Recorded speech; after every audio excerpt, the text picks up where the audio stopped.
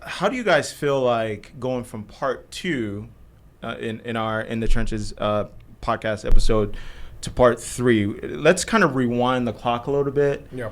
And talk about what has changed so far, or like what is something that you can reflect on from part 2 to part 3. And then of course I know Damari, you weren't necessarily in part 3, but you could still reflect on like from last year to this year for sure. in the business.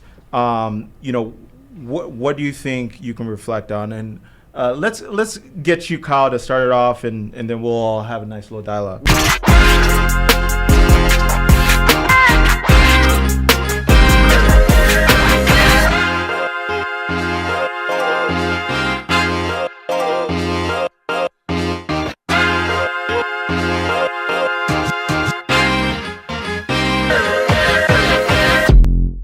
Last time we did it was like 2024 in. So basically going into 2025, we had just crossed 1,000 users.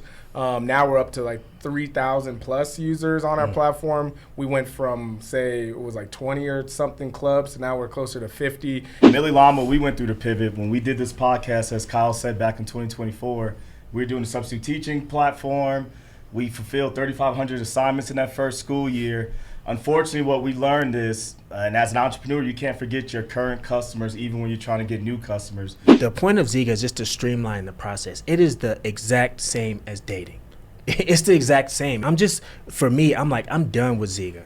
I'm not done with the business. I'm not done with the company, but I am done building new features. I'm done, fixing, adding new stuff. It's time to do something new. Pivoting is a part of entrepreneurship, and if you're not pivoting, that means you're doing the same thing over and over, expecting different results. One thing I really liked about like what happened in 2025 and hearing about the goals that we wanted to accomplish in 2025, and one of the big goals was to launch our financial chatbot. So I think it was just really exciting and really gratifying, right? To, look back, listen, and see, hear about our goals and see and measure, like you said too, like year to year, like why didn't we hit our goals, right? Yep. And learning from certain mistakes.